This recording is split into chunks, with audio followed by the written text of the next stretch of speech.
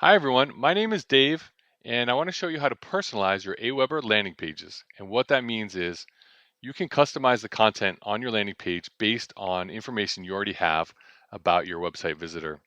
So today's example will include an AWeber web form on your website. And when a visitor comes and they sign up for your newsletter using that form, we're going to redirect them to this custom thank you page where you get a chance to thank them for signing up and give them a special offer in this example. So all I've done is taken an AWeber landing page template and I've customized it a little bit. And I've included this variable url.name.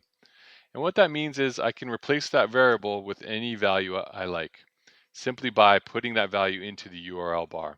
So there's a variable up here that says name equals Fred, and that replacement happens automatically.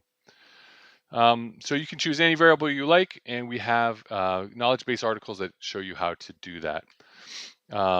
Let's go over and look at our AWeber sign-up forms.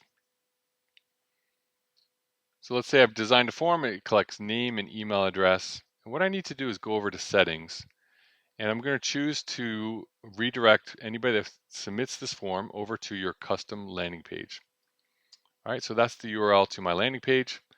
And then you need to go down to advanced settings and click on this checkbox which says forward subscriber information to your thank you page. So that's going to send their name and other information over to that page so it can be replaced. So let's go ahead and save my form and we'll publish it.